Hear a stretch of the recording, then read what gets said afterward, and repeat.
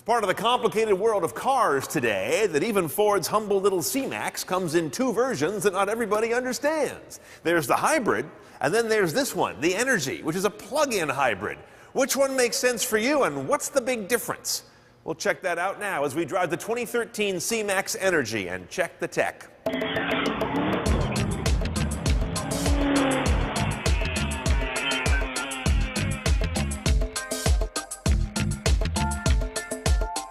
Let's begin with a refresher on what a C-Max is in the first place, before we even get to its variants. It's bigger than most compact cars, but smaller than any crossover. Think of it as a head-on competitor to the Toyota Prius V, which is kind of an odd little category into itself. It's a compact with a skosh more room, as they used to say about Sansa-belt trousers, so it's ideal for Americans. Now, a couple of quibbles on this car. It's got an electric foot-activated power rear hatch. That's a Ford thing. And also a 4-segment LED ring around the charging door to tell you where the charge is at when you plug it in. Those are cool, but they seem to me in an electrified car, highly electrified, that should treat every watt as precious. They're kind of a weird thing to put in there, kind of wasteful.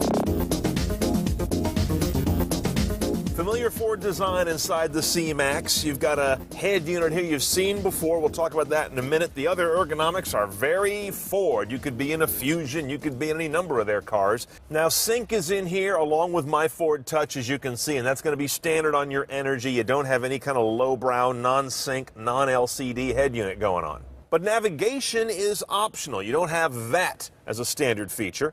And the Ford apps I've shown you before, not available in this car, interestingly.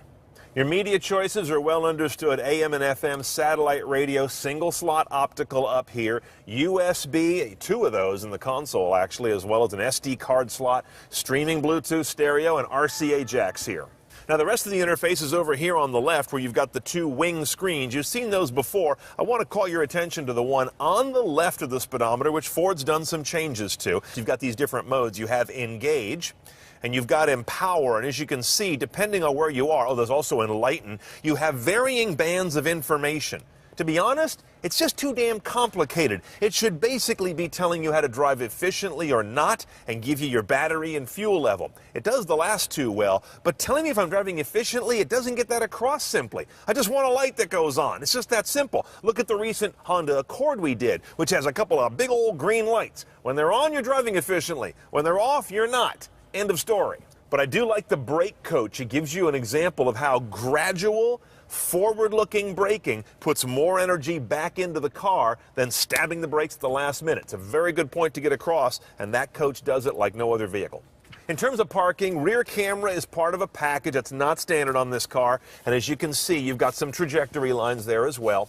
Also optionally is Ford's outstanding Park Assist, which is one of the better, if not the best, self-parking technologies on the market for a pretty modest price. Now, the Energi part of the name on this C-Max, spelled disturbingly like Snooki, means that this car's got a much bigger battery than a standard hybrid. And here it is. Say hello to your new best friend, folks. That is a big old lithium-ion battery. To charge that, you have to plug this car in. You couldn't begin to charge it on the usual regenerative braking that a standard hybrid uses. The benefit is you get a lot of additional miles of pure electric driving, which we'll detail in a moment. The downside is, as you can see, it's not going anywhere. It's like you're traveling around with a very large suitcase or 2 every day. Now, of course, the reason that big battery lives in here at all is to help this power plant let you run more electric more often. The Energi C-Max can run 15 to 20 miles on pure electric power before the gas engine ever kicks in, at up to 62 miles per hour in that range. Once that charge is depleted, you go back to a traditional hybrid mode. 2-liter lean burn inline 4-cylinder engine, sitting side saddle, driving the front wheels only, through a CVT gearbox. The numbers are 188 total horsepower, electric and gas combined. Ford doesn't publish a torque number. I'm going to guess somewhere in the low 200s based on the horsepower figure and how this thing drives. 0 to 60 happens in 8.1 seconds, which isn't exactly sporty, except this guy weighs somewhere pushing 3,900 pounds, kind of porky. So that's actually a very good number. So is the MPG. It's rated at 4441 EPA or 100 mpge because it has the ability to run pure electric for a substantial amount of time.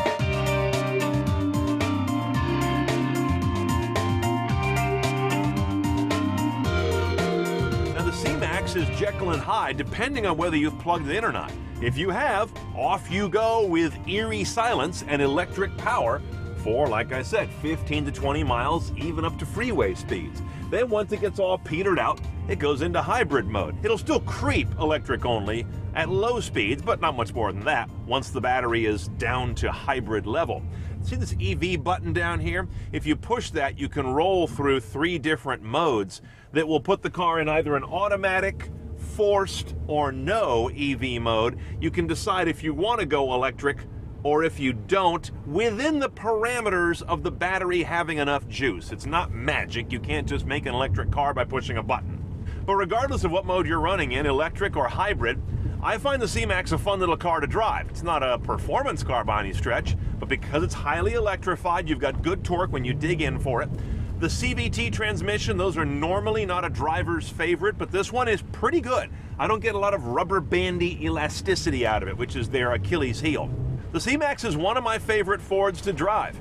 It doesn't feel so light as their smaller cars can sometimes, like Fiesta, nor does it feel as big and kind of all-consuming as that giant Taurus that we've had recently.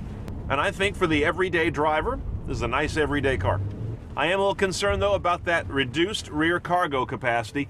I wanted to take a few things down to the dump today in the recycle center. I couldn't fit them all in, so I didn't do it at all because I didn't want to pay 2 fees to get in. Those are real-world decisions you can get stuck with when you're just a few cubic feet shy of the capacity you need. Okay, let's price our C-Max Energi. Now, this guy starts off about $33,700 delivered. Once you add in package 303A, which is all the CNET tech stuff, HD radio, navigation, backup camera, power liftgate, Sony audio, and more, that's $24.95 extra. Power sunroof, I would like that for $1,200. Now we're somewhere around $37,400, or roughly $4,300 more than a comparably equipped non-plug-in C-Max. So how do you justify that money? It comes down to 2 things. What kind of a commute do you have? Is it within the universe of this car's electric-only range? A lot of people's are. And do you have the discipline to make sure you're always running EV and charging? If so, this guy could pay off its delta rather quickly and put you in a very green space.